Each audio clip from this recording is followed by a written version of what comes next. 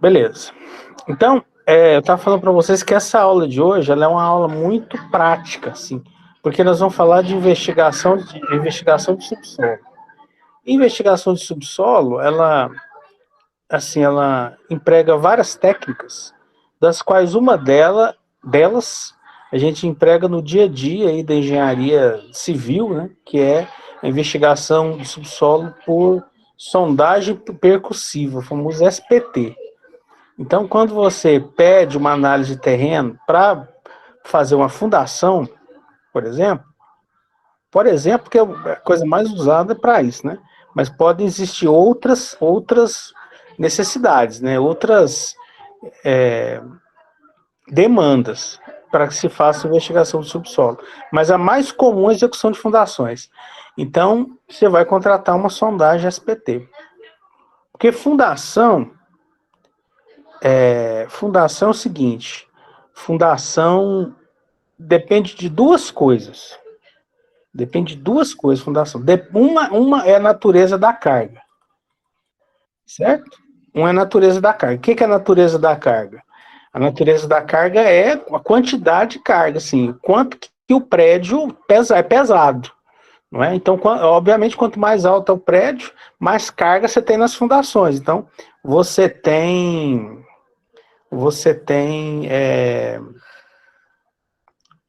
uma carga maior nas fundações, né? Obviamente, se o prédio for mais alto. Se o prédio for esparramado, você tem que fazer um outro tipo de análise.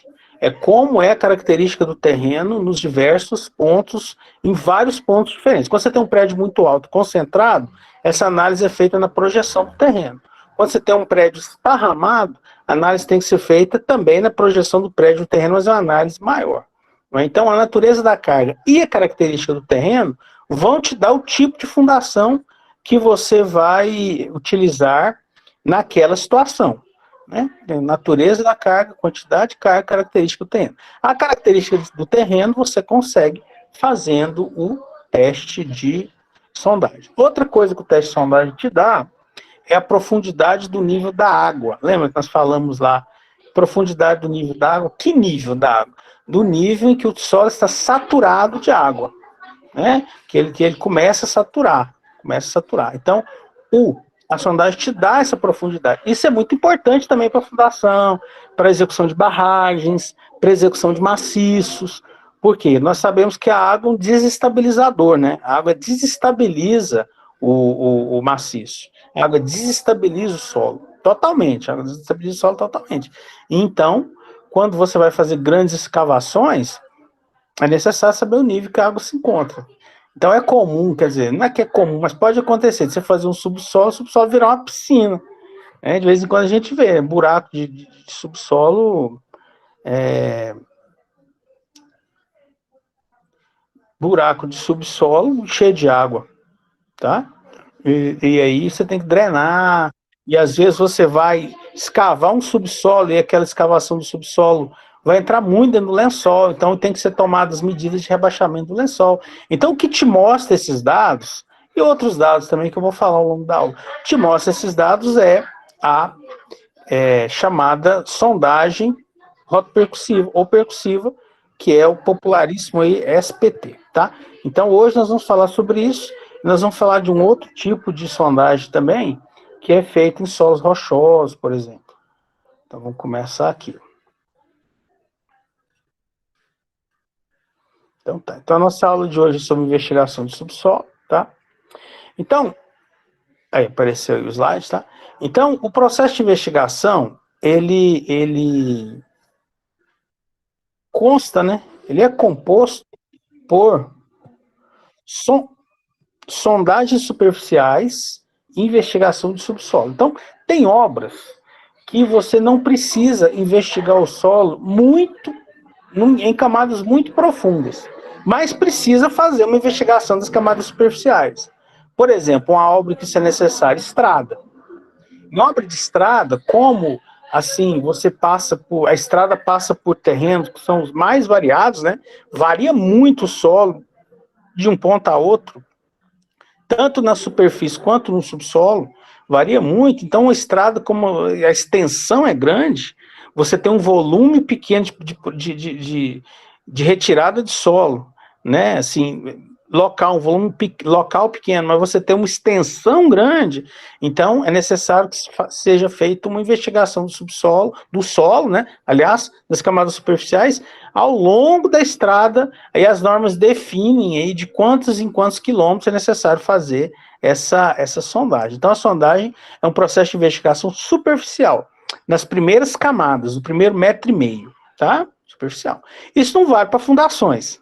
Fundações em geral, ou, por exemplo, barragens, em que você precisa deslocar grandes volumes de rocha, você tem que saber se a rocha que existe no lugar tem suporte para botar carga em cima dela, carga de concreto, carga de enchimento de material, de solo, não é? Então, esse tipo de investigação tem que ser feita a profundidades maiores, ou profundidades, por exemplo, de mineração, quando vão ser feitas obras vinculadas à mineração, vinculadas a petróleo, tá? E são necessárias sondagens mais profundas, tá? Então, aqui nós temos os poços e trincheiras, que é um tipo de investigação superficial também.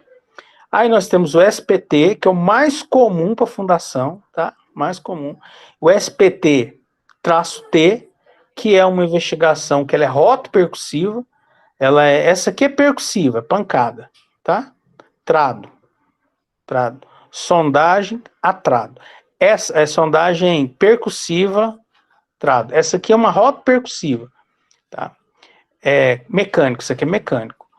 Você tem as sondagens a trado, essa aqui é manual, uma sondagem manual, né, e em profundidades pequenas, sondagens rotativas e mistas, ensaio de palheta, que isso aqui serve para solo mole, argila mole, ensaio pressiométrico, isso aqui é feito em grandes profundidades, e o ensaio dilatométrico também, que ele complementa esse ensaio pressiométrico. Então vamos conhecer cada um desses aí, tá? Então, a investigação do subsolo, o processo de investigação, ele serve para investigar o material abaixo da superfície, veja bem, abaixo da superfície, ao longo de uma determinada profundidade de estudo, tá? O que eu quero dizer para vocês, gente, é que o subsolo, ele é igual às camadas. Primeiro, as camadas são estratificadas. Você tem várias camadas no subsolo. E essas camadas do subsolo, elas são muito regulares, assim, elas são muito caracterizáveis, não é? Você tem uma camada de solo A, uma camada de solo B, uma camada de solo C. Isso é muito fácil de ver. O povo tá fazendo barulho aqui. Isso é muito fácil de ver, né? Então, é possível determinar as camadas diferenciadas de solo. Só que essas camadas, elas não são homogêneas. O que é não ser homogêneo? No subsolo você tem uma topografia, igual no solo, uma topografia de camadas. Então, por exemplo, as camadas, uma característica que varia, por exemplo, nas camadas de subsolo é a espessura. Não é? Ao longo de uma determinada área, uma camada de um determinado solo, de um determinado material, não tem uma espessura constante. Então a camada abre, depois ela fecha, depois ela abre de novo, depois ela afunda. Então a espessura não é constante, a profundidade não é constante, não é? Varia muito. Às vezes você tem uma camada que numa região do seu terreno está impregnada de água, noutra região não está impregnada de água, certo? Então, os processos de investigação determinam as características das camadas de solo. Algumas características, tá? As características mais importantes, que a gente vai ver qual é. Não todas, mas as mais importantes você determina investigando o subsolo. Então, a profundidade do estudo, olha só, cada processo de investigação, ele serve para uma determinada ele serve para uma determinada finalidade, ele é feito em uma determinada profundidade, tá?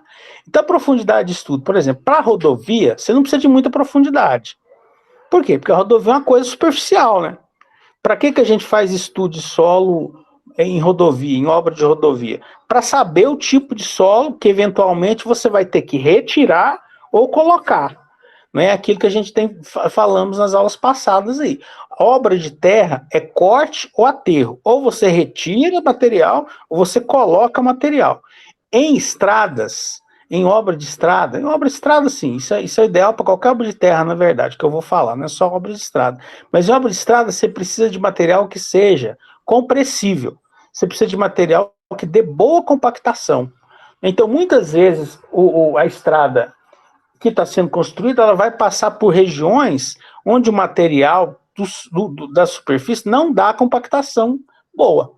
Quer ver um material que não dá compactação boa? O pior material que tem é aquele material de brejo, material orgânico, aquela argila escura, né? Escura, bem melequenta, bem mal cheirosa mesmo, né? Aquele material não dá compactação.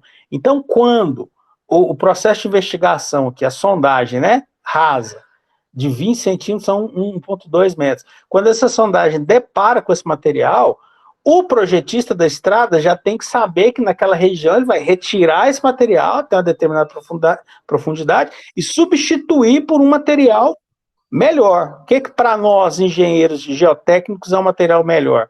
Compressível. Material que pode ser comprimido, que pode ser compactado. Que um material, quando ele é compactável, não é? Ele aumenta o peso específico. Aumentando o peso específico, ele ganha resistência e aí o maciço fica mais resistente ao colapso, tanto devido à carga mecânica quanto devido à ação da água. Então, para nós, o que nós queremos? Nós queremos um solo compactável, um solo que dê uma compactação boa.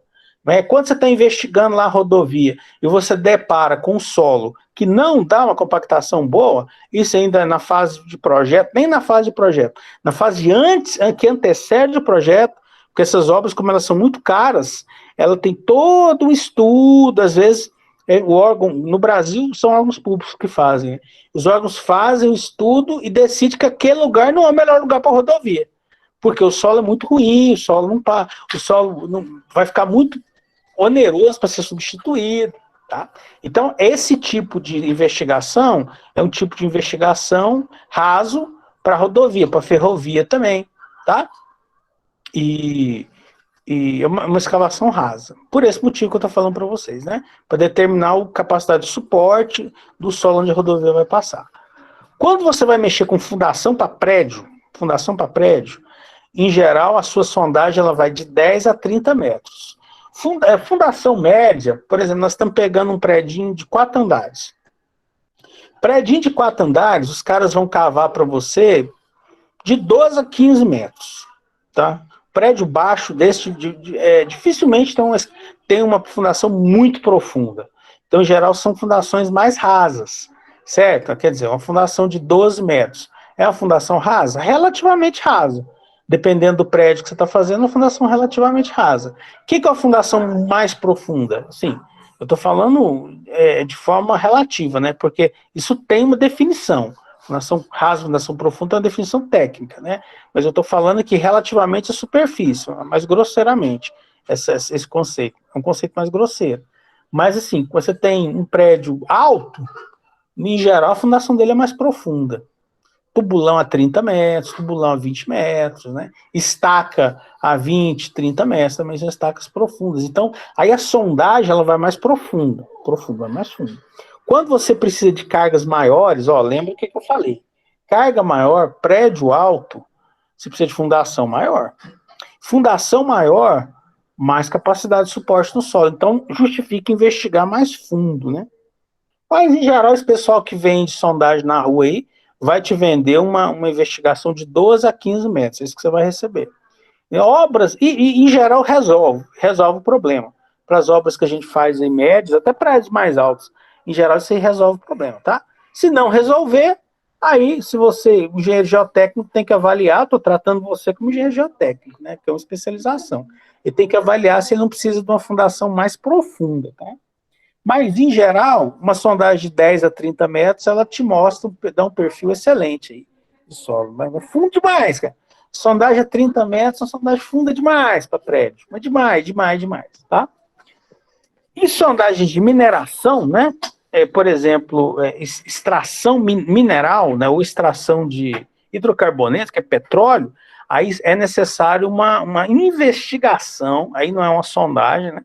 Uma investigação mais profunda, pode ser de mais de 1.000 metros.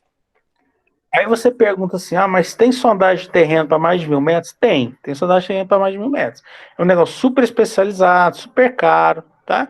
Mas, em geral, existem métodos, que são métodos de ultrassom, que envolve emanação de ondas e reflexão das ondas, e depois captura daquelas ondas por equipamentos especializados, que facilita essa investigação.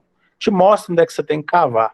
Então, tem equipamentos que emitem ondas sonoras, à medida que a onda vai entrando no solo, ela é refletida, e a característica da profundidade e a característica e profundidade de um tipo de terreno, ele dá uma reflexão característica. Então, você consegue ler o tipo de subsolo analisando a reflexão de ondas ultrassonoras, de ondas ultrassom, né? Obviamente, isso é um serviço especializado, mas é possível ser feito. Então, esse pessoal que mexe com mineração, eles não saem cavando em qualquer lugar. Eles pegam estudos prévios, né, esses estudos reflexivos aí, para poder, de quando é para fazer uma sondagem mesmo, e algumas vezes tem que ser feito, né? Algumas vezes tem que ser feito. Já existem locais prévios onde essa sondagem vai ser realizada, tá? Vocês estão comigo aí, gente? Alguém fala alguma coisa aí? Opa, toma aqui. Estão aí, estão Toma aí? aqui, pessoal. Toma aqui. De vez em quando sai os caras, eu nem vejo, fico meia hora falando sozinho, igual um pateta aqui. Mas porque vocês às sabem, vezes a internet cai, os caras aparecem pro senhor que tá Escutando caindo. assim e lanchando aqui. cai, velho, e tá ruim, cara, a internet esse dia tá ruim, não sei se é. Esse dia da chuva tava ruim pra caramba. Pra Bom, mas todo vamos. mundo. Pois é, os caras estão reclamando, meus alunos estão reclamando também, que tá ruim a internet na casa desses também. Então por isso que de vez em quando eu pergunto se vocês estão aí ainda, para não ficar falando igual um idiota aqui sozinho, né? Bom, então ali, gente, os objetivos da sondagem. Primeiro é necessidade do conhecimento adequado do solo, né? Então o objetivo é conhecer o solo, conhecer o subsolo. Como eu falei para vocês, as camadas de subsolo, elas são muito desiguais, elas são muito heterogêneas. Então a sondagem, ela te mostra, te dá um perfil, pensa num corte, pensa que você está passando uma faca, assim, no seu subsolo, até uma determinada profundidade. Ela te dá um perfil das camadas. As camadas, a característica mineralógica, a característica visual delas, mais importante, a característica mecânica, característica de suporte, essa mais importante, é o dado mais importante, o quanto aquela camada de solo suporta, né, de carga. Então varia muitas vezes de camada para camada, varia muitas vezes, não, varia muito sempre, de camada para camada, a capacidade de suporte mecânico, carga, isso para fundação é essencial, e também o nível onde, a partir de onde o subsolo fica saturado, que eu chamado NA, né? Nível da água. É o nível de saturação do subsolo. Abaixo daquela profundidade, o subsolo está saturado. Então, se você cavar um buraco abaixo do NA, o que vai acontecer com o buraco? Ele vai encher de água, tá? Não dá para fazer fundação. Dá, mas não é qualquer fundação que dá para você fazer abaixo do NA. Às vezes aí você tem que mudar o esquema. Não dá para pôr um peão cavando um poço abaixo do nível da água, que o buraco vai encher de água, tá? Então, é o conhecimento adequado do solo aqui, né?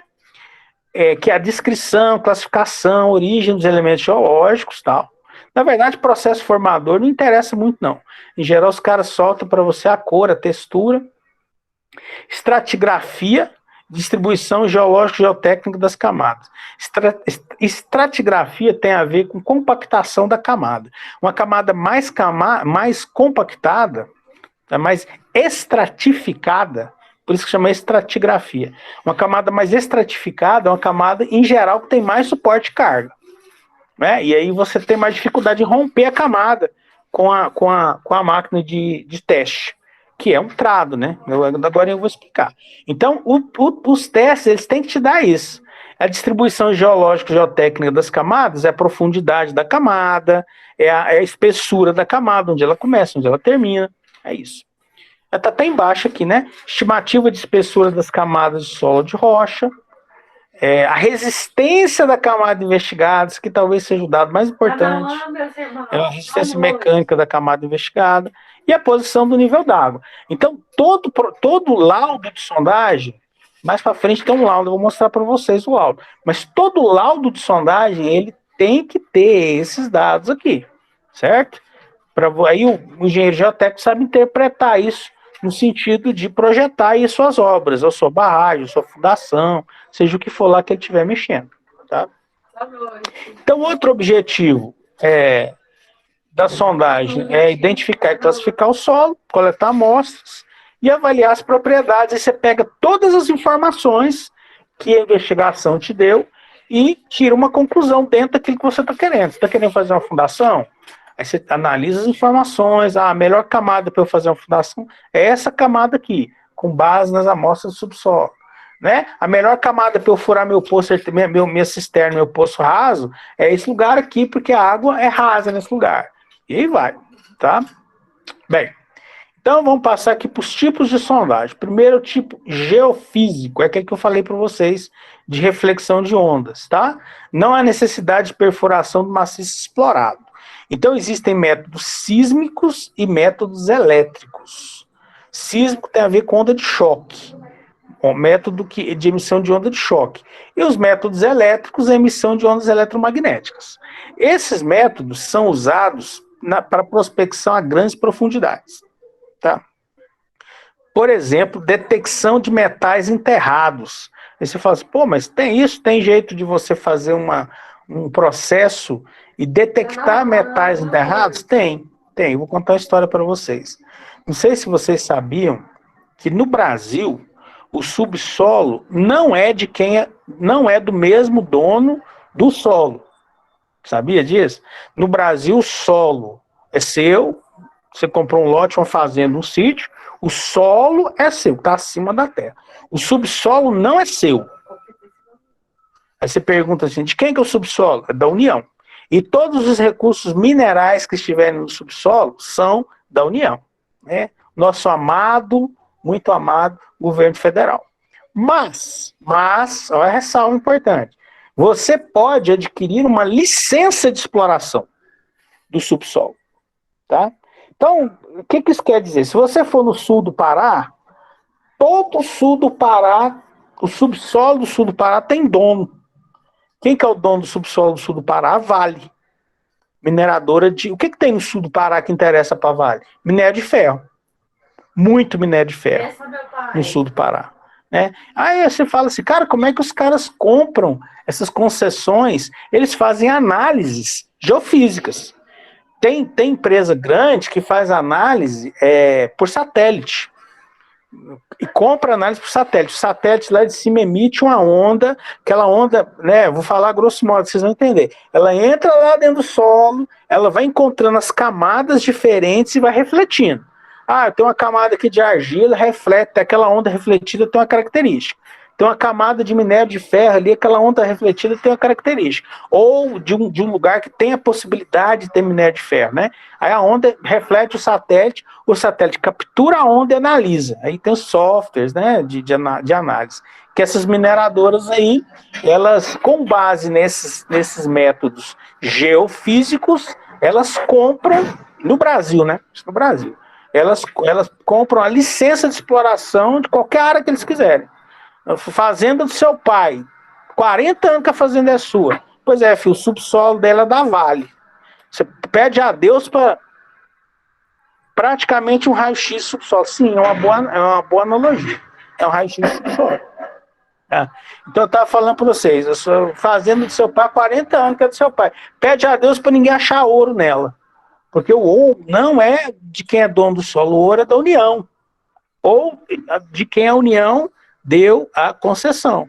Nos Estados Unidos, se você achar petróleo no quintal, igual já aconteceu no começo até hoje acontece de vez em quando, em lugares ricos de petróleo, o cara acha, você acha petróleo no seu sítio, filho, você fica bilionário, o petróleo é seu, se achar petróleo na sua terra, certo? Brasil não, Brasil, petróleo é de quem é da União, e no caso do petróleo, a União não cede para ninguém, no caso do petróleo, né? É exclusivo da União. Pode falar. Professor? Sim. Neste caso, cabe ressarcimento? Cabe ressarcimento, sim. Só que os casos que eu sei, sempre o fazendeiro tem satisfeito.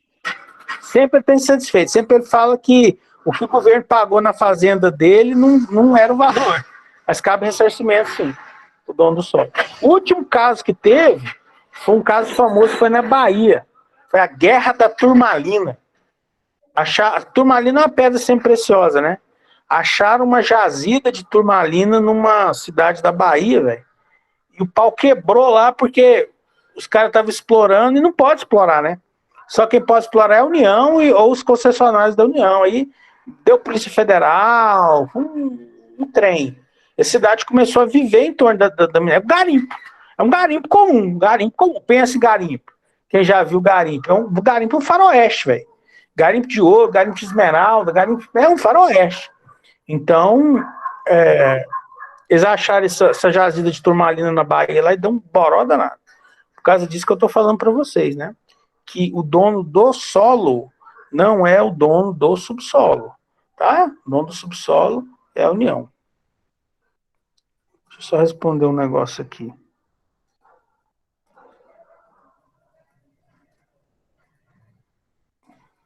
O povo não me deixa quieto. Beleza, então continuemos aqui. Continuemos.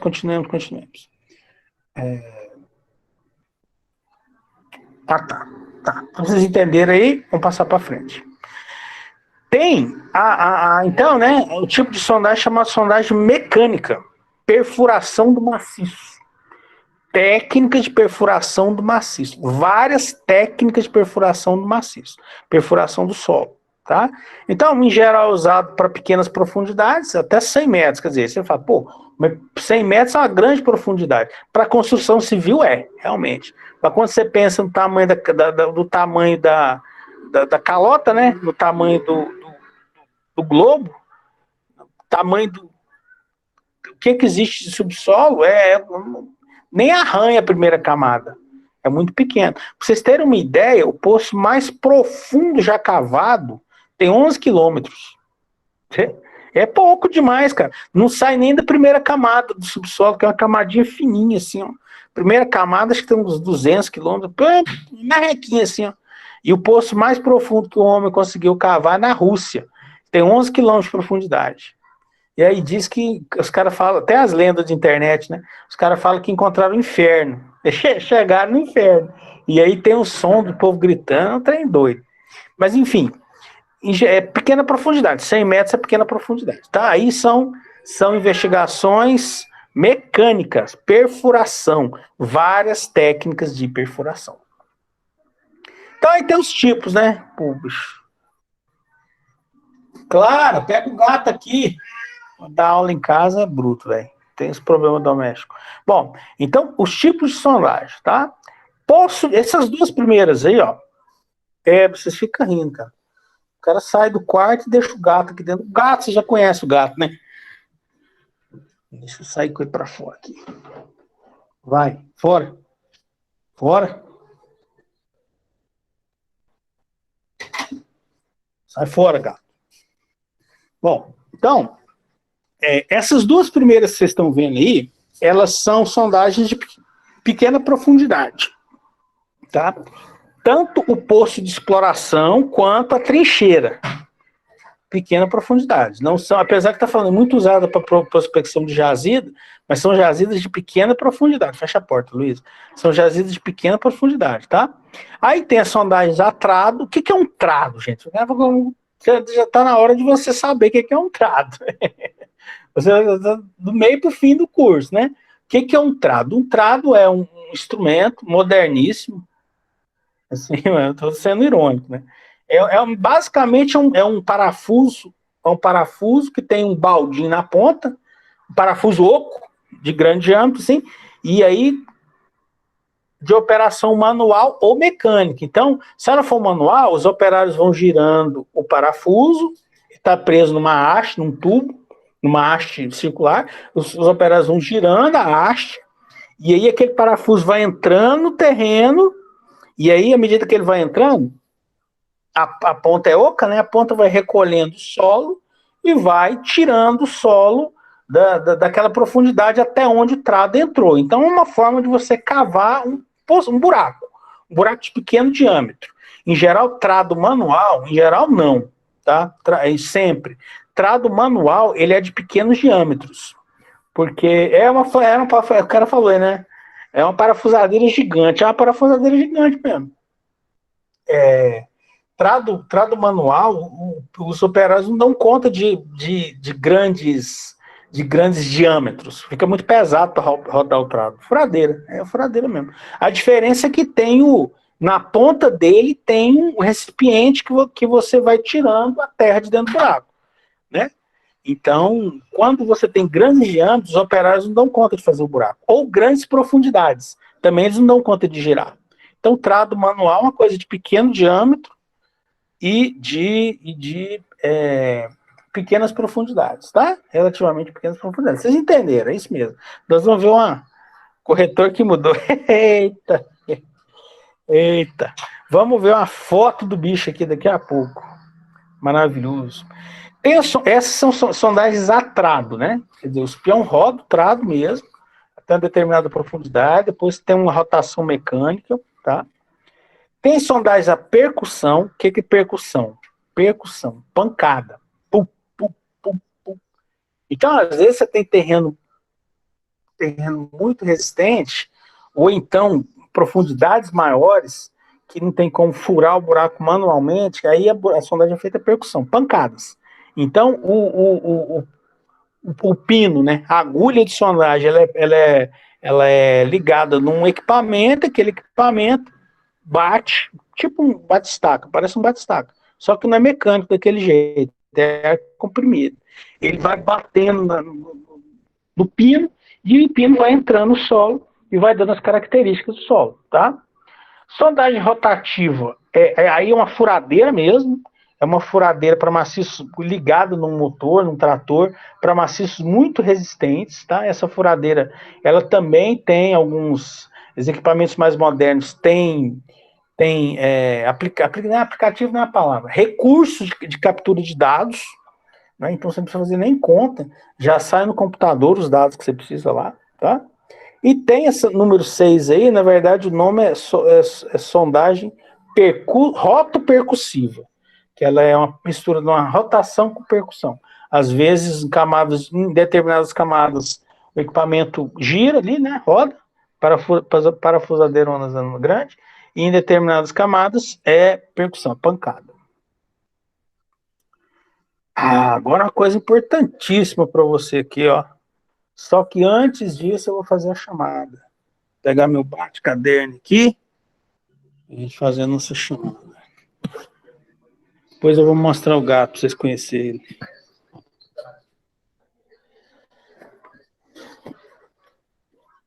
Fazer chamada. Ele estava aqui, enchendo paciência. Tem o meu caderninho aqui. Se eu perder ele, eu perco tudo aqui. Então, como sempre, gato é animal de estimação de... Não, bicho, gato é de macho, rapaz, gato. Esse gato aqui é danado. Agora ele inventou de fazer xixi no meio da casa, eu já tô ficando grilado com ele já. Fedor, né? Não, tá um bichinho bom. Pensa num bicho que é interesseiro, é gato. Igual cachorro, não. Cachorro é um bicho sincero. Gato é um bicho interesseiro. Então vamos lá aqui. Cadê os 6 aqui? Vamos ver quem está presente aqui hoje. Tá? Então vamos lá. Eu estou vendo a Bruna Borges. Deixa eu ver se ela está na minha lista aqui. Se não está.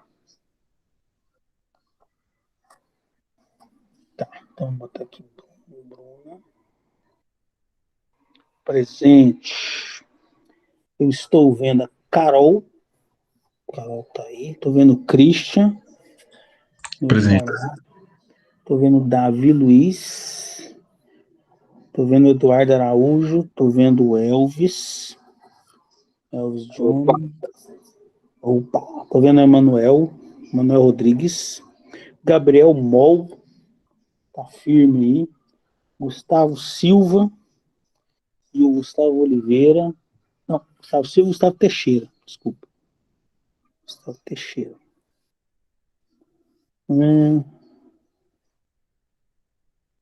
Gustavo Teixeira. O Yuri Martins. O Martins está aí. Cadê você aqui, velho?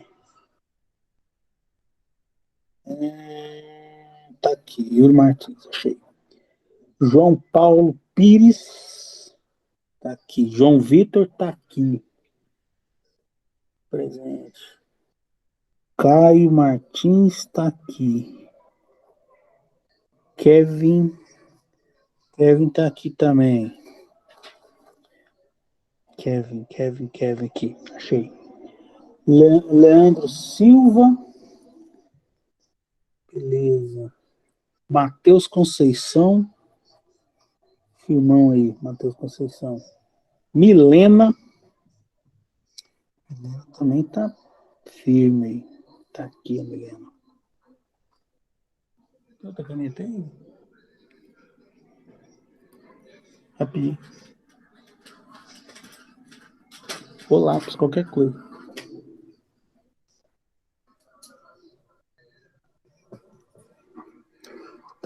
Tá. Aqui. Beleza. O último foi a Milena, né? Pedro Souza tá aí também. Pedro Souza tá aqui.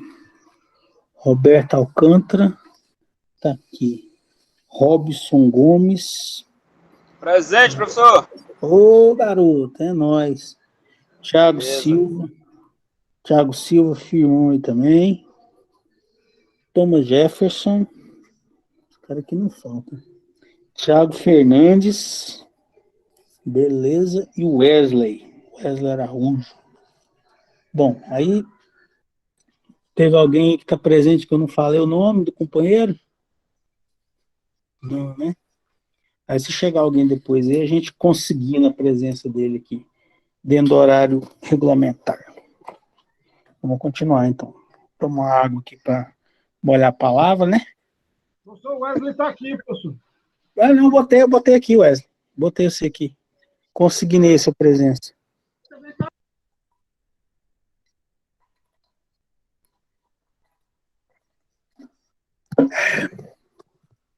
Então, vamos lá. Continuando, então. Esses dados que vocês estão vendo aí na tela são os dados que eles têm que constar no seu laudo, tá?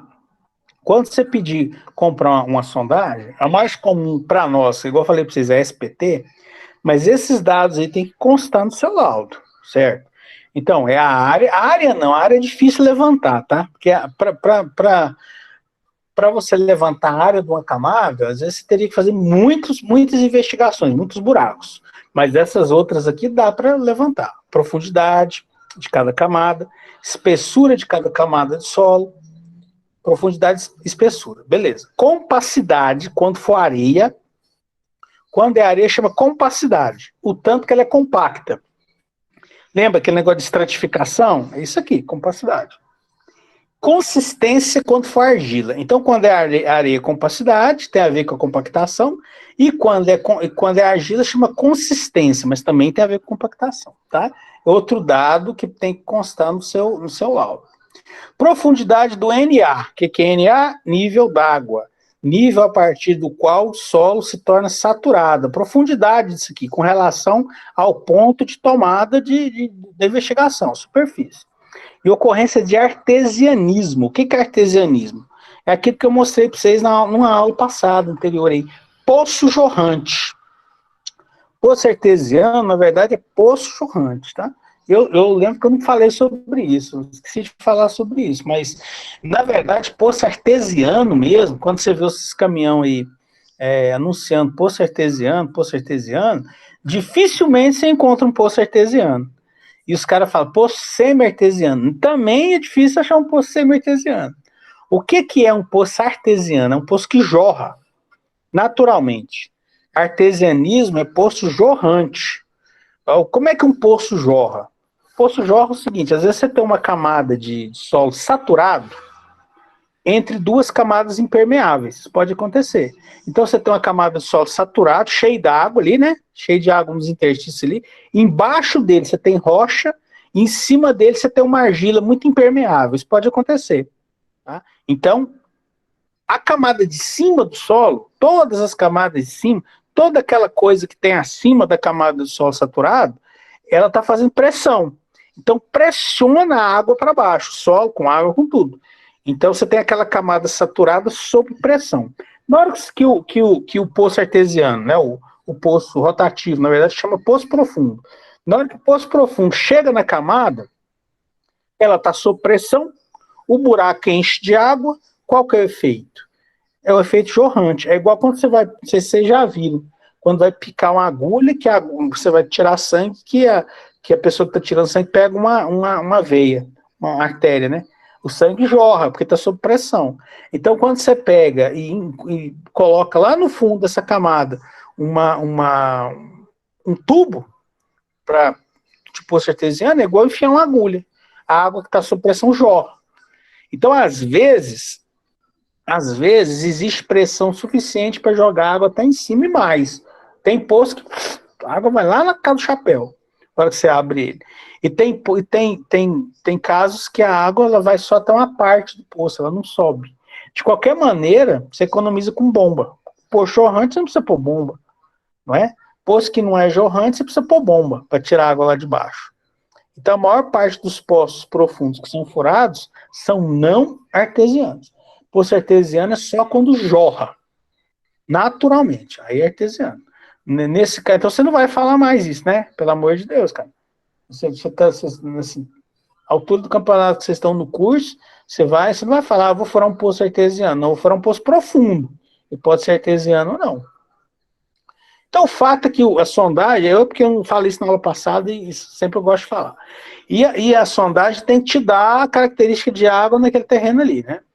Outra coisa é coleta de amostras indeformadas, às vezes você precisa coletar amostras indeformadas do solo. Para quê? Para ver a característica do solo.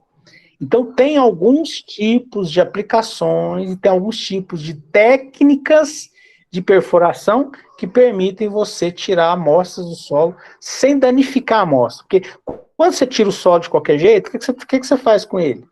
Você altera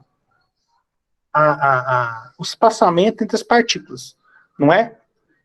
Pega uma pá e cava para você ver. O solo que você tirar do chão não vai ser... A distância entre as partículas você vai alterar. Na hora que você cava, você afofa o solo, né? O que você está fazendo é alterar a distância entre as partículas. Então, às vezes, são necessárias partículas indeformadas, quer dizer, sem esse efeito de separação da partícula. Então, tem algumas técnicas de investigação que coletam amostras indeformadas. Tá? Para quê? Para isso aqui, ó, compressibilidade, permeabilidade e resistência. Em algumas aplicações, não muito comuns, tá? Você precisa desses dados aqui. E uma outra coisa que a investigação te dá é a profundidade do topo da rocha, ou da camada impermeável a ferramentas de percussão. Então, às vezes, não é todas as vezes, mas às vezes, você vai chegar no topo da camada, que é chamada no meio de camada impenetrável. Aí você é engenheiro de fundação, o que você quer da sua vida? Que a camada impenetrável seja rasa. Nossa, que maravilha. Camada impenetrável significa que ela tem uma grande capacidade de suporte. Se ela for rasa, significa que a minha fundação vai ser rasa. Fundação rasa significa fundação barata. Então, tudo que a gente quer é que a camada impenetrável seja rasa. Às vezes você cava 10, 15... Você não, a percussão, né? A sondagem. 10, 15 metros, aí só vê a argila mole e areia sem compactação. É terrível, cara. Aí, para a fundação, é terrível. Certo? É isso mesmo. Outra coisa que é bom você saber também, eu vou deixar. Essa aula já está no mudo, mas se eu fosse eu baixava essa aula, velho, porque essa aula é prática pra caramba. Esse cara um dia veio me perguntar, Cristian, eu preciso fazer uma sondagem. Furo de sondagem. Quantos furos eu faço? Aqui está a regra, ó. De acordo com a norma número 8036 de 1983. Quantos furos? Se você tiver uma obra de até 200 metros quadrados, você vai fazer 2 furos. De projeção, tá? Projeção. Projeção é o quê? Eu tenho um prédio de 30 pavimentos, a área total do empreendimento é 20 mil metros quadrados. Mas a projeção no primeiro pavimento é 200 metros. Então é isso que você tem que considerar, tá? A área de projeção. Então, Se sua área de projeção do prédio for até 200 metros quadrados, você vai fazer 2 furos. 2 furos de sondagem. Valores do mercado de Brasília, R$ 1.600 reais. Se você chorar um pouco, o cara faz por 1.500, 1.400, mas para fazer 2 furos é em torno de R$ 1.600 reais. Tá? De 200 a 400 metros quadrados de projeção, você tem que fazer 3 furos. Então aí já aumenta o custo. De 1.200, aí, bom, isso aqui vai aumentando, né? De 400 a 1.200, eu não sei porque que tem esse interregno aqui, né? Mas isso aqui vai aumentando de 200 em 200 metros. 600 metros é 4 furos, tá? 800 metros é 5 furos, aí vai. De 1.200 a 2.400 metros, é um furo para cada 400 metros quadrados excedido de 1.200. Então, de 400 a 1.200, é um furo a cada 200 metros. A partir de 1.200 até 2.400, é um furo a cada 400 metros a partir de 1.200. Tá? Acima de 2.400 metros quadrados, é um plano particular de construção. Nem tem na norma. Nem tem na norma. Mas, às vezes, você não quer fazer uma fundação prédio. Você quer fazer um estudo de viabilidade. Né? Um terreno grande aqui, eu vou fazer um terreno, igual nós estamos olhando um terreno de 44 mil metros lá na cidade ocidental. Tal. Como é que eu vou saber onde que eu vou construir o prédio? Primeiro eu vou fazer um estudo de viabilidade. Aí a norma fala que são 3 sondagens a uma distância máxima de 100 metros. Aí você pega o terreno e faz 3 sondagens no mínimo para fazer um estudo de viabilidade. Eu quero saber se lá é brejo, se lá o terreno é bom, tal, entendeu? Então eu uso esse critério aí. Professor, Pois não. e para fazer, por exemplo, uma rede de drenagem, como é que eu faço para estabelecer quantos furos eu vou fazer? Rede de drenagem aí é linear, tá? Isso. Aí a quantidade de rede de drenagem, em geral, o pessoal usa um furo a cada 200 metros lineares. Um furo a cada 200 metros lineares. Se a sua galeria for aprofundar, for afundar. Se ela for superficial. Não afundou, não. Se ela for superficial. Para falar. É para captação de chuva. É um furo a cada 200 metros. Só para poder tirar aquela água superficial e tipo, drenar para outro lugar, mas ela não entra profunda. E você não usa essa sondagem profunda, você usa sondagem superficial, você faz uma sondagem de trincheira, de poço, tá? Porque não afunda muito, né? Olha aqui o plano de furação. Aqui tem uma coisa importante que vocês têm que saber, gente, que é o seguinte. Aqui tem plano de furação, né? Tá vendo? Se o terreno for de 10 por 20, você tem que fazer 2 furos em cantos desencontrados do terreno, um na frente e um no fundo. Se for 10 por 30, são 3 furos desencontrados. Se for 20 por 30, são 4 furos desencontrados. Ou 5 furos nas pontas e um no meio, né? E daí para frente, 5 e 1, né? Ou assim, 20 por 40, tá? Alguns exemplos. Por que tem que ser assim? Tem um motivo para ser assim.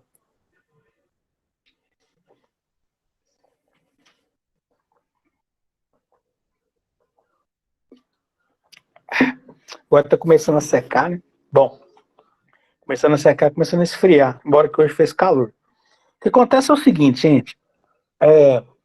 As características do subsolo, das camadas do subsolo, elas variam muito. É uma variação muito grande, muito grande, muito grande. Então, já aconteceu comigo, tá? Na minha experiência profissional.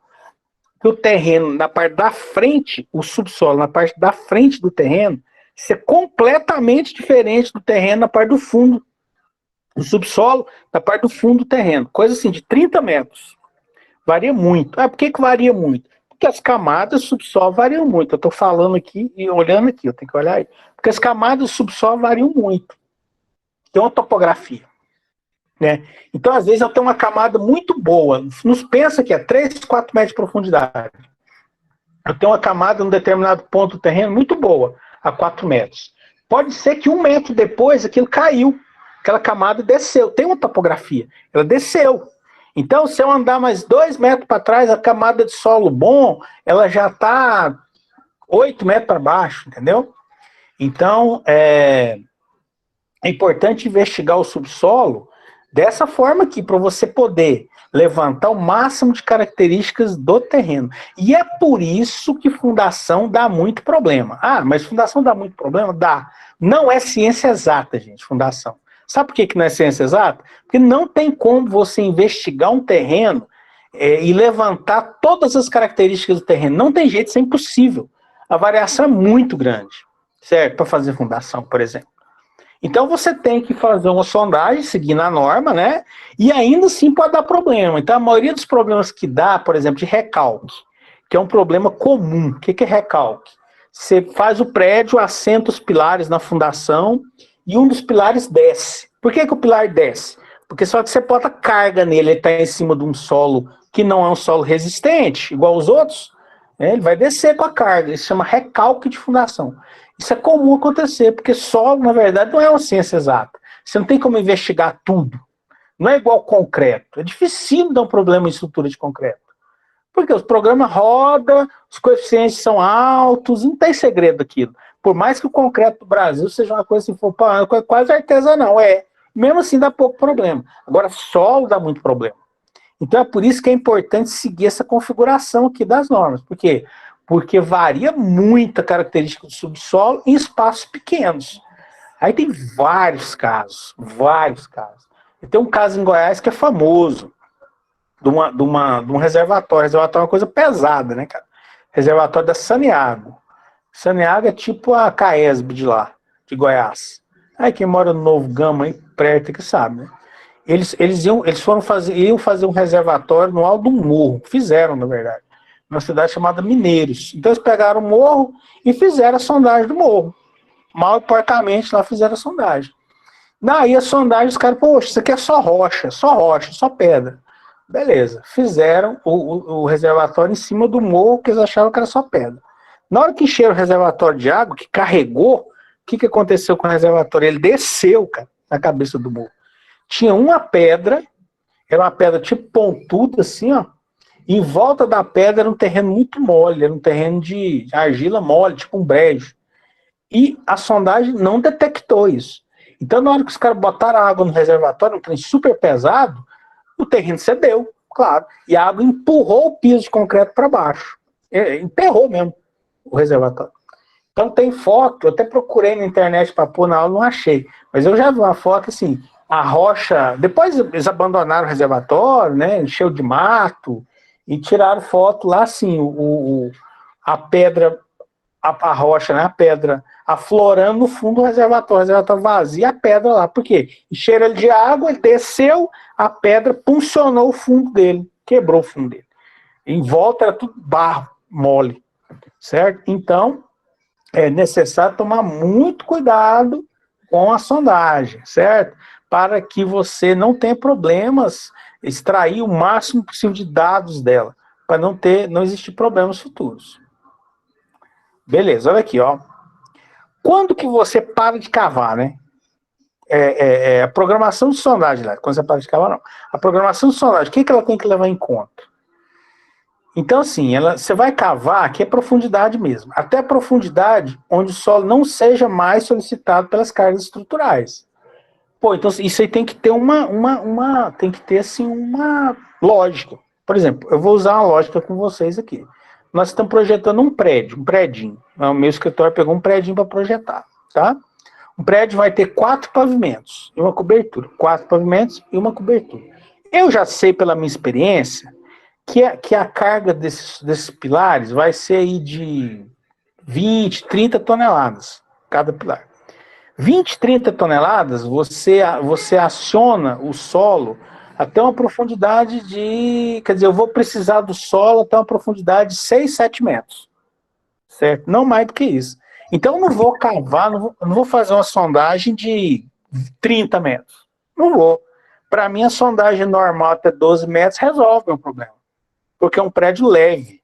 Entendeu? Ah, não. Aí, amanhã que nós vamos pegar, eu estou trabalhando para a gente pegar um prédio de 30 pavimentos. Puta merda, 30 pavimentos é uma baita de uma fundação. Aí eu vou precisar de uma fundação, que a carga do pilar vai até embaixo.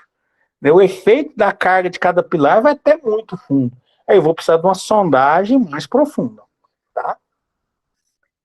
Isso é outra coisa. Isso é outra coisa. Segunda coisa, né? Falei a primeira. Segunda coisa, ponto de concentração de carga. Como que eu sei qual que é o ponto de concentração de carga? Na verdade, o ideal é você fazer o projeto de fundação depois que o projeto de estrutura ficar pronto. Fazer a sondagem depois que o projeto de estrutura ficar pronto. Escritório grande, construtora grande, faz assim. Os caras, a gente não faz porque você tá louco para começar a obra, quer dizer, eu faço assim também. Mas em geral o cara tá louco para começar a obra, começa até sem. E o último projeto que sai é de fundação, né? Porque você precisa de tudo pronto para fazer a fundação, todas as cargas.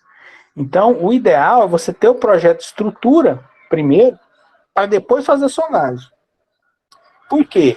Porque eu já sei onde é a maior concentração de carga. Né? Eu já sei que em tal ponto ali do meu prédio eu vou ter pilares próximos. Por exemplo, elevador. Vou ter um pilar próximo, então é um ponto de concentração de carga. E normalmente em cima do elevador tem um reservatório, então a carga é maior ainda. Né? Então, se você souber onde vão ser as maiores concentrações de carga, você consegue programar uma sondagem mais exata. Isso é macete de engenheiro calculista, de fundação, gente. É macete. Não tem livro nenhum, não. Não executar pontos alinhados, quer dizer, isso aqui está na norma, né? Aqui, ó, você não pode executar pontos alinhados, sempre pontos desalinhados. Isso te permite ter uma visão melhor de como que é o subsolo. Não executar apenas um furo, por um motivo óbvio, né? A variação de resistência e tipo de solo em áreas pequenas é comum, é aquilo que eu falei para vocês. Às vezes você anda pouco dentro do terreno e a variação do solo é muito grande, então é necessário não fazer só um furo, fazer mais de um. Locar e nivelar os pontos do terreno em relação a um nível de referência fixo, tá? E bem determinado. Quer dizer, para você ter uma referência depois de construção, né? Porque às vezes o terreno tem uma topografia, aí a gente está acostumado com esse terreno pequeno, mas vocês vão fazer obra em terreno grande. Pensa, um terreno que tem uma topografia, ele sobe, ele desce, então é necessário ter um nível de referência fixo, porque a profundidade das camadas varia com a referência, né? Eu estou em cima do morro, a minha camada está mais profunda. Se eu estou no vale, a minha camada está mais rasa. Então tem que ter um ponto de referência único e fixo. De preferência, um ponto de referência bem confiável. Um marco de terreno, ou uma guia no passeio. Se você tiver na roça, uma árvore grande serve, uma boa referência. Tá? E aí o custo aproximado do SPT, R$ 35 a R$ 80 por metro. Aqui em Brasília está quanto, hein? 800 conto furo de 12 metros, 800 dividido por 12. É mais ou menos isso aí, tá nessa faixa aí. 70, 75 reais o metro, mais ou menos essa faixa aí de preço. Bem, então, os processos indiretos. Eu falei, até agora eu não falei nada do processo, hein? Tô falando só para que precisa, como é que faz e tal. Agora que eu vou falar do processo. Tem os processos indiretos, que são resistividade elétrica e sísmica, de refração, quer dizer, basicamente esse sistema é uma onda qualquer, ou sônica, ou eletromagnética, ou infravermelha. Ela é emitida por um equipamento, ela é refletida, e o equipamento capta a reflexão dela com uma determinada característica, e aquilo te dá uma característica do subsolo, tá? Nós não vamos abordar esse processo aqui. Nós vamos abordar os processos diretos, que é a inspeção in situ, que é trincheiras e poços rasos. Trincheiras e poços são rasos, não passa de 1,5 m isso aqui, tá? E a amostragem indeformada, com coleta manual, ou, quer dizer, que nesse caso aí, quando você cava um poço, trincheira, é possível você tirar uma amostragem deformada. Quando você cava um trado, faz uma sondagem rotopercussiva, não é possível uma amostra não deformado, porque o trado, ele deforma a amostra, ele altera a característica ali do solo, né? Então, aí você não vai poder ter uma amostragem deformada, tá? Então, vamos ver o que são poços e trincheiras. São escavações no solo com a finalidade de retirada de amostras, óbvio, inspeção direta do terreno ao longo da profundidade de estudo. Tá? Raso, bem raso, aqui raso. Tem duas formas de você fazer. Fazendo um poço, que é uma seção circular, é menor, é a profundidade maior que a trincheira, tá? Mas não passa de 3 metros, aqui raramente passa de 3 metros. É um poço. Pensa numa cisterna. Só que essa cisterna ela tem características, ela não vai captar água. Ela vai investigar o solo, como é que é.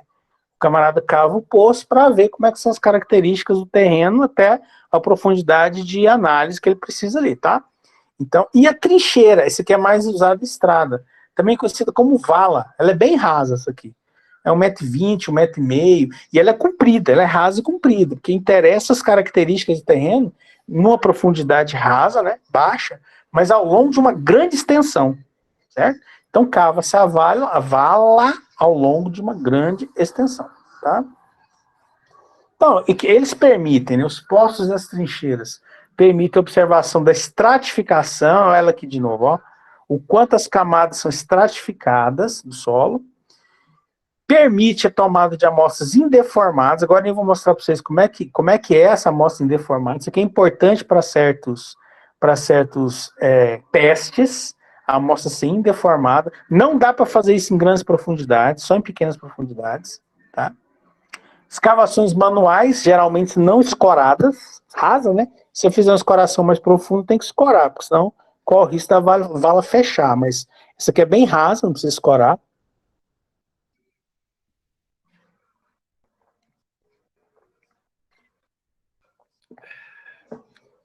E até o encontro do nível da água onde for estável. Na verdade, na prática, isso aqui não entra muito, não. Aqui está a norma, né? 9604/2015. E aqui, ó, aqui é um poço, tá vendo? É um poço. Para retirada de uma amostra indeformada. Como é que você retira uma amostra indeformada daqui? Lembrando que a amostra indeformada é aquela que não foi agredida pelo processo de escavação. Quando você escava, você deforma a amostra. Se altera a distância entre os grãos do terreno aqui, tá? Então, às vezes, principalmente para execução de estradas, é importante a utilização de amostras indeformadas. Então, faz assim, ó.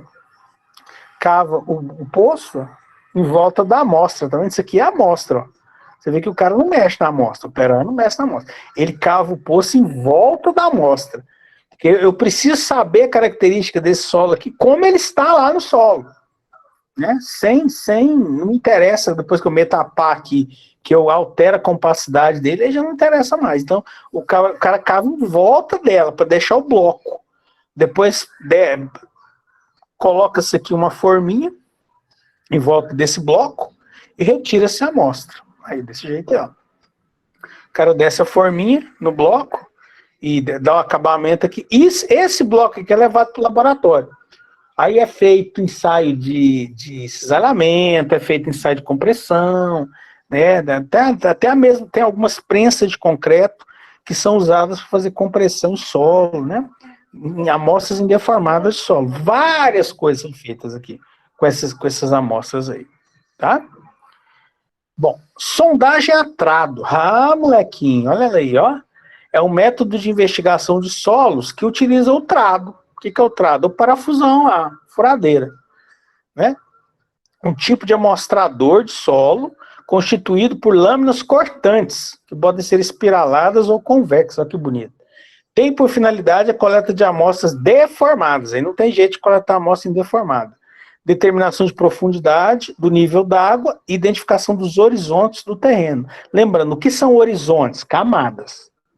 Né? Na primeira aula eu falei que eram horizontes. Horizontes são camadas. Então, a ideia da sondagem a trado é ter todas essas informações aqui, ó. Determinação de profundidade do nível da água, identificação dos horizontes, com suas características, com mineralogia básica e resistência. Aí tá os caras aí, ó, trado, tá vendo? Aqui pega um operário do lado de cá, outro operário do lado de cá, eles vão rodar isso aqui. Esse baldinho embaixo aqui enche de solo, isso aqui eles retiram lá de dentro, do buraco. Isso aqui também serve para fazer fundação, né? Aqui nesse caso, nós estamos avaliando esse instrumento como um instrumento de análise do solo, mas pode ser feito fundação com isso aqui também. É chamado estaca a trado, outro tipo de trado aqui, de diâmetro menor, né? Vai cavando aqui também, certo? E vai retirando o solo aí até a profundidade que for possível, né? Não é até a profundidade que a gente quer, não. É até a profundidade que é possível. Bem, então, essas escavações, elas são rápidas e baratas, comparado com as outras, né? Tudo que a gente avalia, a gente tem que avaliar comparado com alguma outra coisa. Então, essas aí, comparado com as outras, são rápidas e baratas. Não exige equipamento e mão de obra especializada, na verdade, não existe mesmo, né? É muito simples. Profundidade limitada ao nível da água, tá? E permite a retirada de amostras deformadas, certo? É muito simples de fazer, ó, os caras fazendo aqui, ó. Então, obtém-se somente informações sobre o tipo de material atravessado, não podendo visualizá-lo. Não dá para você ver as camadas. Como é que você está cavando um buraco para retirando o solo? Você não está vendo a camada. Então, isso aqui é para você saber as características do solo numa determinada profundidade, tá? E é mais geológico do que geotécnico. Porque isso aqui não dá, por exemplo, informação de resistência mecânica do solo. Não dá. Ele só te mostra o tipo de material e a profundidade que aquele material está e a profundidade do nível da água, tá? Então, isso aqui eu vou fazer uma estrada, por exemplo. Você pegou uma estrada para fazer. Você é engenheiro de estrada. Eu quero saber onde que está o brejo em volta aqui. Se tem água na profundidade rasa aqui. Então, você faz essas sondagens. Essas sondagens te dão uma visão muito boa do nível da água. Excelente o nível da água.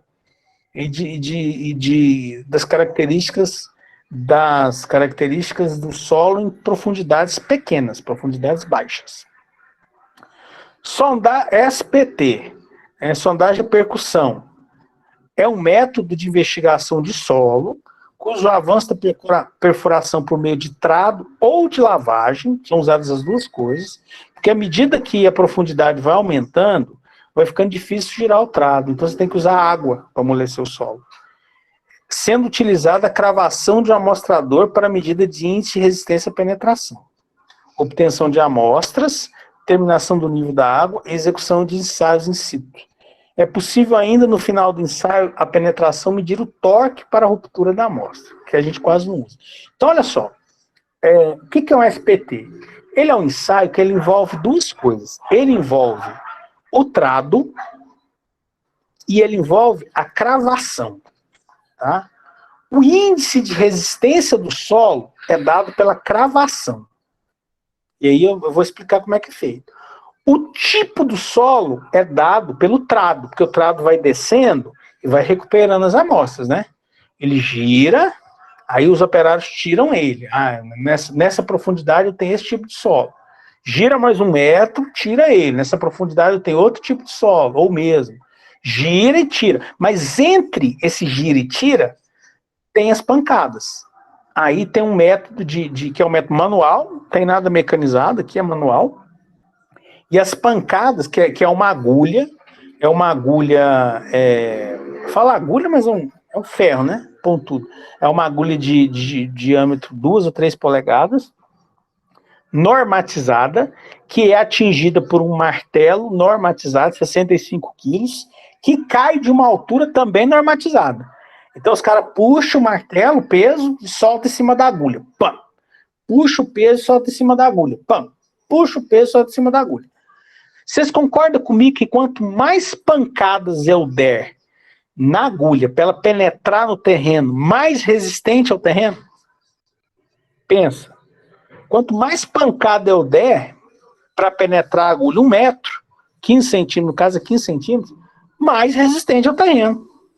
Né? Então, se eu tenho um terreno que eu dei 2 pancadas, a agulha já desceu 1 metro, pô, é uma lama, terreno ruim.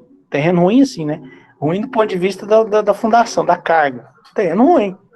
É um terreno que não dá suporte. Agora, se eu dou 40 pancadas e a agulha não desce nada, é um terreno resistente. Então, essa mais ou menos é a lógica do SPT, certo? É assim, é você medir o solo, como é o solo, a característica mecânica do solo através de ação mecânica, né? Pancada. Penetração, resistência à penetração. O que ele mede é uma resistência à penetração em cada camada de solo, de metro em metro, tá? Isso é feito de metro em metro. Então vamos entender aqui, ó. N, abreviatura do índice de resistência à penetração SPT, cuja determinação se dá pelo número de golpes. Olha só, hein? O que é o N? Número de golpes correspondente à cravação de 30 centímetros do amostrador, após a cravação dos 15 centímetros. Isso aqui é esquisito, né? Eu vou explicar para vocês o que é que isso quer dizer. É porque em cada camada do solo, por exemplo, a camada de 1 metro, você desconsidera. A camada de 1 metro, você desconsidera ela. Primeiro metro, você desconsidera. Aí eu estou na cota -1. Pensa, eu estou na cota -1. Eu vou analisar a segunda camada, certo? Os primeiros 55 centímetros da segunda camada, eu não cravo. Eu tiro com o trado. Tirei com o trado. Os primeiros 55 centímetros do segundo metro, eu tiro com o trado. Pá. Sobrou 45 centímetros do segundo metro. Eu cravo 15 centímetros, sem contar, sem nada, entro 15 centímetros, né? Os primeiros 15 centímetros não contam, e aí vai contar nos últimos 30 centímetros. Aí que você conta a quantidade de golpes. Quer dizer, então, na verdade, o SPT te dá a quantidade de golpes para vazar os últimos 30 centímetros de cada camada de 1 metro. É assim que funciona, certo? Então, para cada camada de 1 metro, eu vou repetir. Eu tiro os primeiros 50 centímetros com trado, lá, né? Vem a terra, e aí eu tenho o tipo do meu terreno. Analiso visualmente, né? O pessoal analisa visualmente e tal. Beleza, tirei os primeiros 55 centímetros. Aí os últimos 45 centímetros, eu enterro a agulha 15, desconsidera esses 15, e os últimos 30, você mede a quantidade de golpes. Quer dizer, o SPT, o N do SPT é o número de golpes necessários para romper os últimos 30 centímetros de cada metro de terreno. É isso. Aí eu cheguei no final do primeiro metro, rompi o primeiro metro. Aí eu tiro o contrado, limpei ali, tá, tirei, eu vou começar a análise no segundo metro. É assim que funciona, de metro em metro. Então, os objetivos do SPT, primeira vez enjoado de entender, mas aí, se vocês não entenderem, vocês me perguntam, que não é difícil de entender, não. Então, os objetivos do SPT são os seguintes: determinar os tipos de solo, suas respectivas profundidades de ocorrência, né? Tipo de solo, como que você determina? Visualmente. Não tem muito segredo, não. E o pessoal que mexe com isso todo dia, os especialistas, tem as suas cadernetas, as suas cartilhas, seus catálogos de solo. Né? Aqui em Brasília, os caras já têm o solo tudo mapeado. Então, ele tira um solo e já sabe que aquilo é uma argila amarela, né, ciolítica, certo? E mole, muito mole, aí é pela quantidade, pela característica da escavação, né? Mas tem esse índice também, mole, muito duro, muito rígido, tá? Então, determina o tipo de solo e sua profundidade de ocorrência. Determina o índice de resistência à penetração a cada metro e a posição do nível d'água. Essas 3 coisas aí, certo? Tipo de solo, índice de resistência à penetração a cada metro e a posição do nível d'água. Então, as vantagens da SPT, desse teste, né? Ele é capaz de ultrapassar e posicionar o nível d'água. Quer dizer, você consegue trabalhar abaixo do nível d'água, porque é um ensaio de penetração, né?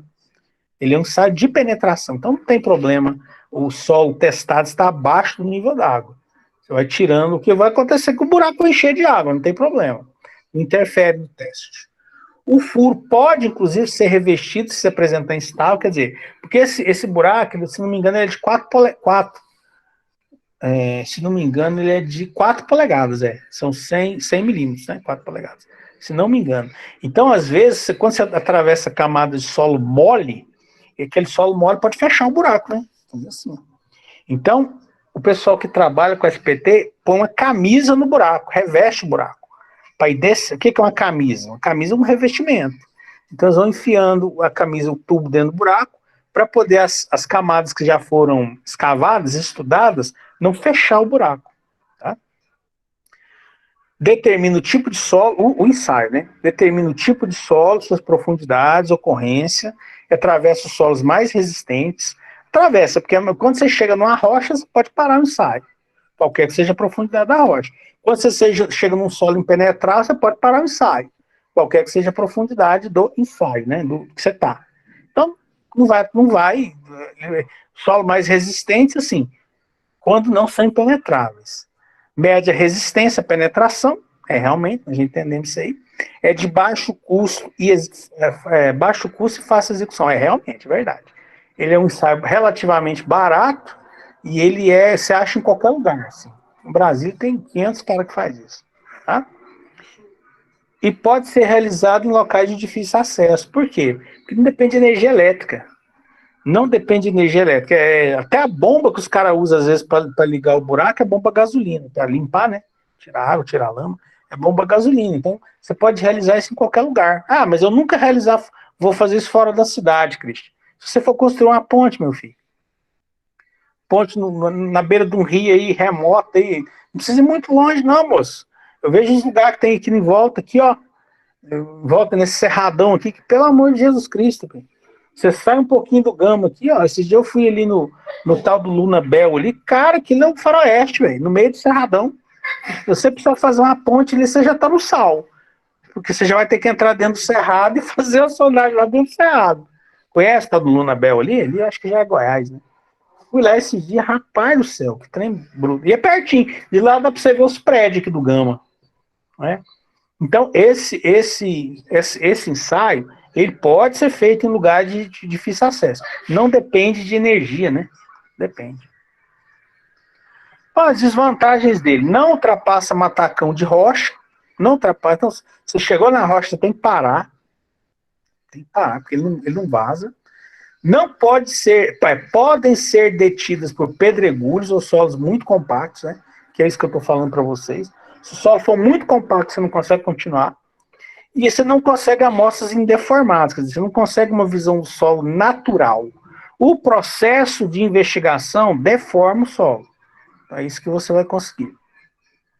Tá aqui o bicho aqui, ó. Vocês vão ver se tá ruim, vocês vão saber o que é, ó. Tá vendo? Você tem, eles montam esse tripé aqui, ó. Esse tripé. Aí você tem um peso, esse peso pesa, deixa eu ver se tem o peso dele aqui, mas 65 quilos que ele pesa.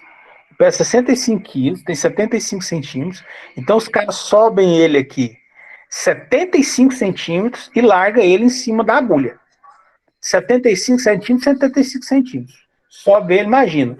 Precisa de dois ou três caras para fazer isso aqui, ó. Puxar um peso de 65 quilos, 75 centímetros. Puxou, pô, deixa cair. Puxou, pô, deixa cair. Então, essa é a norma. Ah, Cristian, não posso fazer diferente? Não. Aí você tá fora da norma. Aí é igual você comparar uma laranja com uma banana, você não vai ter comparação. Não é? Então, o equipamento padrão para fazer o SPT é esse. É esse peso de 65 quilos, erguido a uma altura de 75 centímetros, que é solto em cima da agulha de sondagem. E aí a agulha vai descendo. Olha aquilo que eu falei para vocês, ó. No primeiro metro, nos primeiros 55 centímetros de cada metro, não interessa para nós. Não interessa. Esse ensaio é feito nos últimos 45 centímetros de cada metro. Na verdade, é nos últimos 30.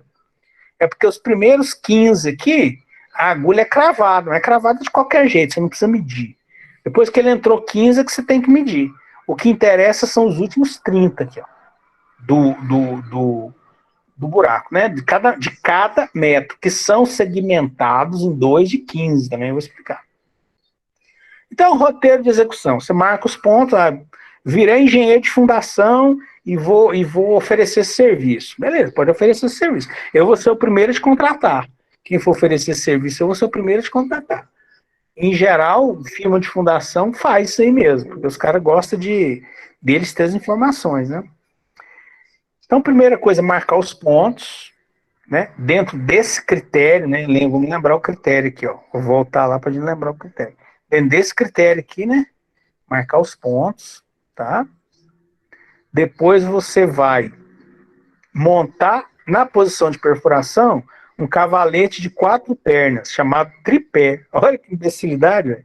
O cavalete tem 4 pernas e chama tripé. Tripé é 3 pernas. Mas aí tá aqui o cavalete, aqui, ó, né? E os 2 caras aqui puxando a corda para descer o peso. Olha eles aqui, ó. Primeiro, você não começa cravando a agulha. Você não começa cravando a agulha. Primeiro você cava um buraco até 1 metro de profundidade. Por quê? O primeiro metro não conta. O primeiro metro não conta. Você só conta do primeiro metro para baixo. 1,10, 1,20, 1,30, 1,40, 50. Quer dizer, o que conta sempre é o segundo metro. Qual que é a lógica disso? O primeiro metro pode ter entulho, ele pode ter muito material orgânico, entendeu? Então você não conta o primeiro metro, você conta do primeiro metro para baixo. Então no primeiro os caras cavam mesmo com trave, jogam o solo fora, né? A primeira amostra, ela começa, a amostra 0 aqui, ela começa a partir do primeiro metro. Então eu estou na cota -1, eu recolho a primeira amostra, que é a amostra solo 0, amostra 0. Começo daí minha sondagem, tá? Olha os caras abrindo aí, tá vendo? Você vê que é pesado, os caras estão suando, tá vendo? Pesado isso aqui, mesmo profundidades pequenas, isso aqui é pesado. Depois, roteirinho de execução. Apoiar o amostrador acoplado na haste do tripé no fundo do furo aberto. Quer dizer, a agulha está apoiada no fundo do furo. Vou aumentar isso aqui para vocês verem. A agulha está apoiada no fundo do furo aqui, ó, certo? Primeira coisa, desceu o primeiro metro, ele não interessa para mim aqui, tá? Aí eu vou apoiar o martelo e sem bater, quer dizer, essa primeira aí, você não bate, você apoia o peso e deixa ele descer. Essa primeira medição, do primeiro metro, você apoia o peso e deixa ele descer. Às vezes um solo muito mole, a agulha desce inteira. Às vezes é um solo melhor, a agulha não desce toda. Então, na primeira medição, no primeiro metro, você só apoia o peso e deixa o peso, fazer peso em cima da agulha. E anota a penetração, tá?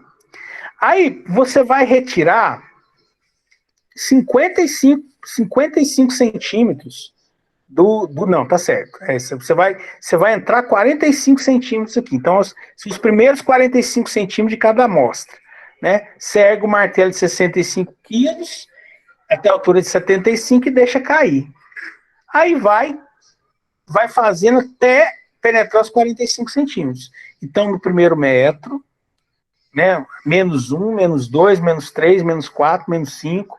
E nesse intervalo de 45 centímetros aí, os outros 55 centímetros são retirados com o trado. Aqui está o peso aqui, você vê que parece um picolé, ó. Tá vendo? Tem 65 quilos e aqui os operários vão erguer ele 75 centímetros. Ergue e baixa, ergue e baixa, ergue e baixa.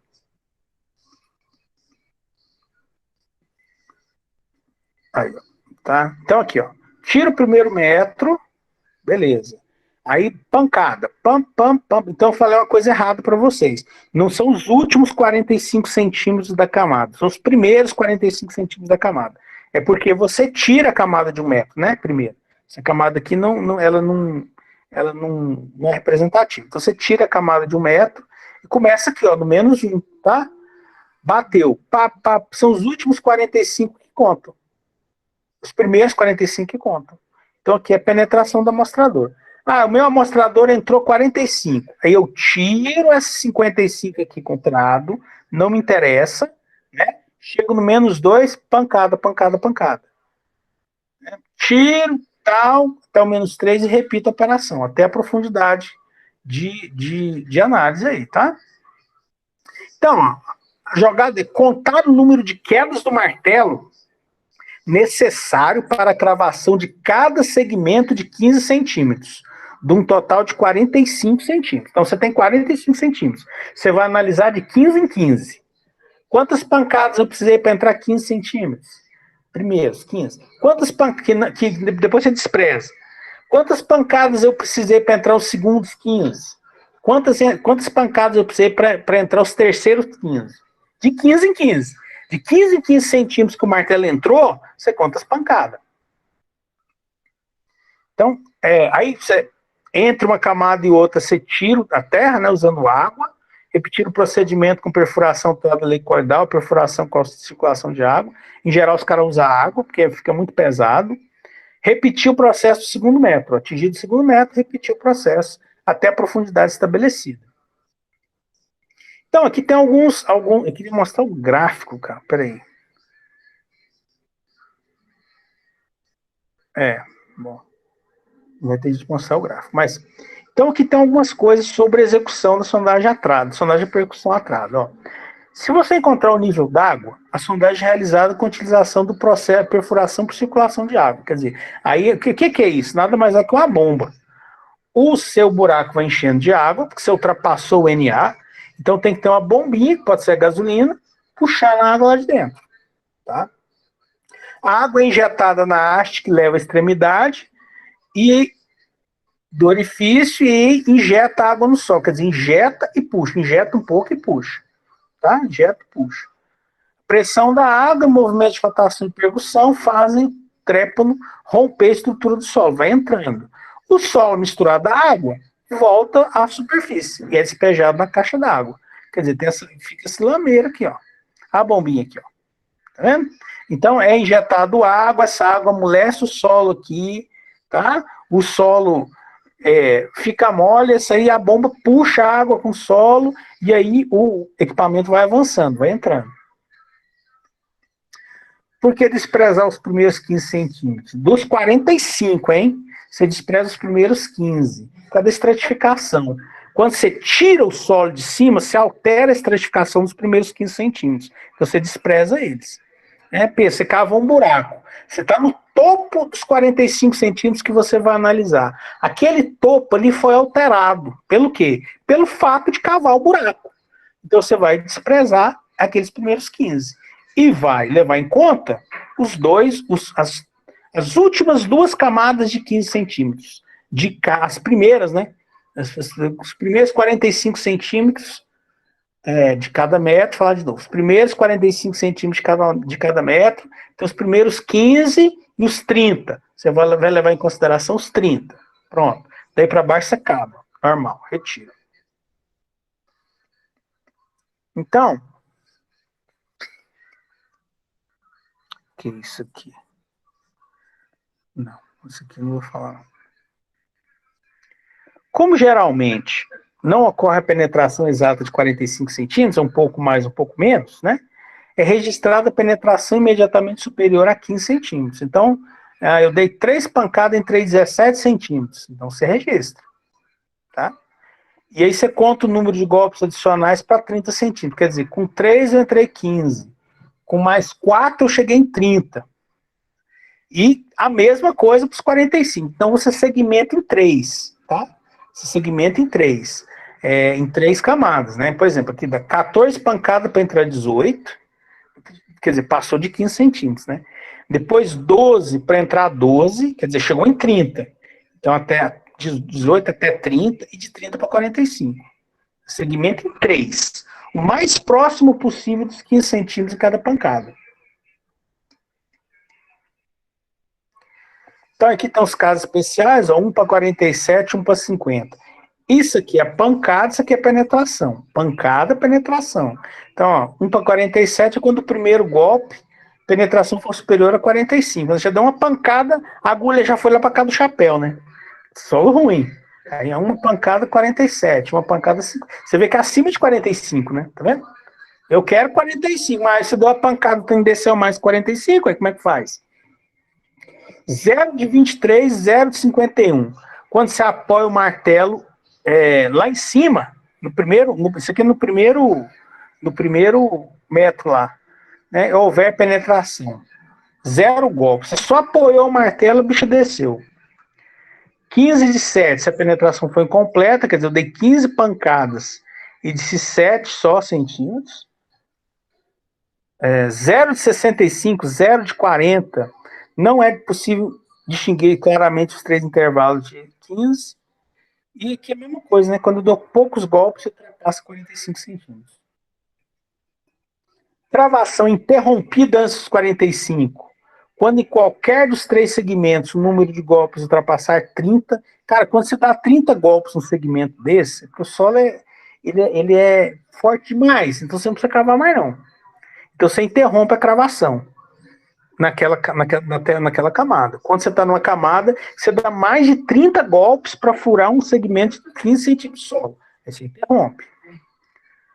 Um total de 50 golpes tiver sido aplicado durante toda a cravação nos 45 centímetros, 15 mais 15, quer dizer, 14 mais 21 mais 15.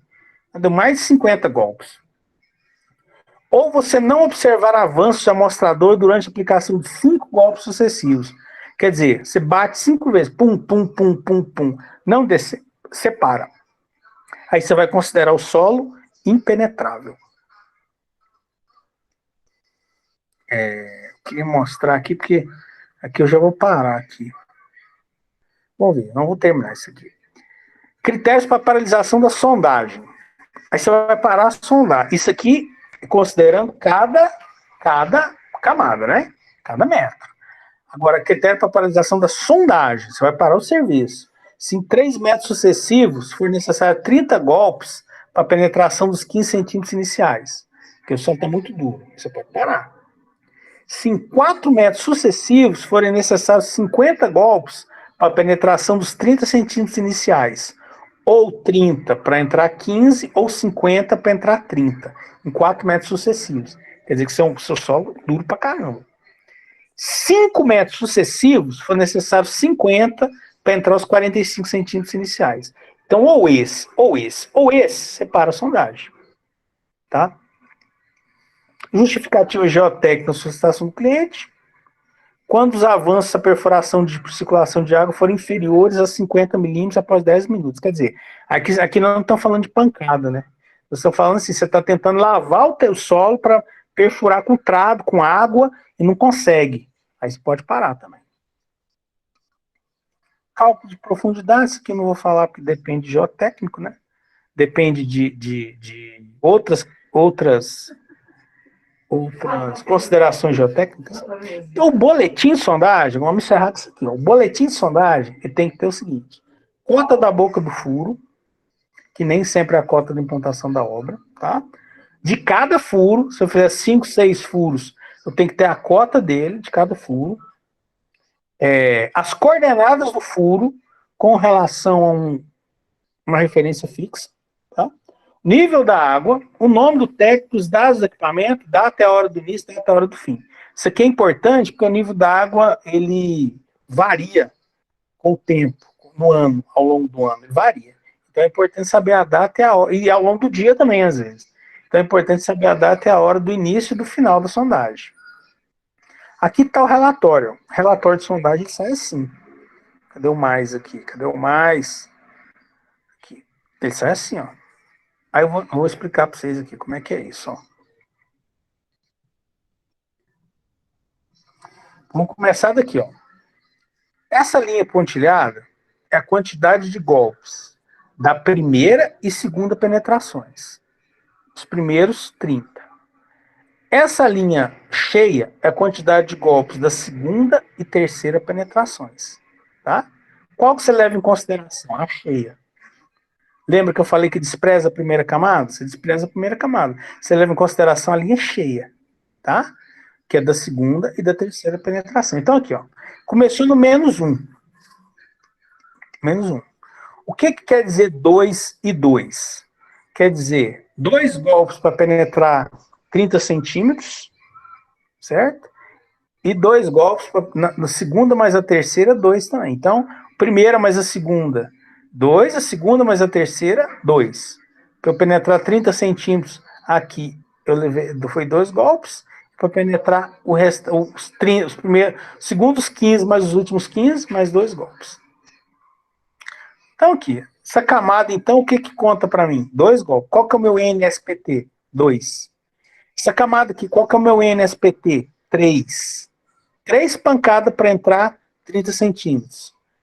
Qual que é o meu NSPT aqui? 5. Tá vendo como o solo vai aumentando a resistência? Eu vou cavando e vai aumentando a resistência. Nem sempre é assim.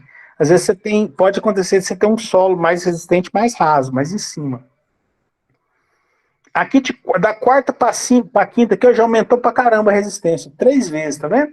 15 NSPT. Significa que na segunda e na terceira camada, eu tive que dar 15 pancadas.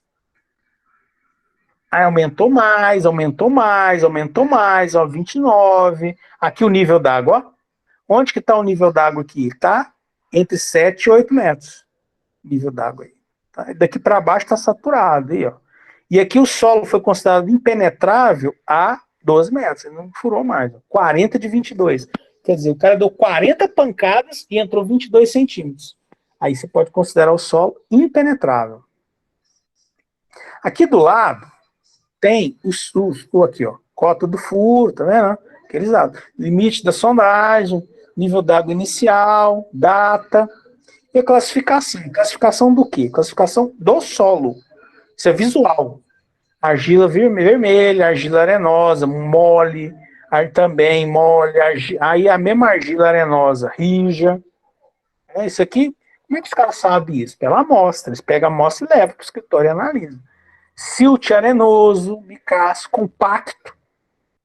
Areia compacta, tá vendo? Tá descendo aqui, tá aumentando a resistência. Aqui trata-se de um solo mais duro, né? Silt compacto e um trem muito compacto aqui, um silt muito compacto aqui, certo?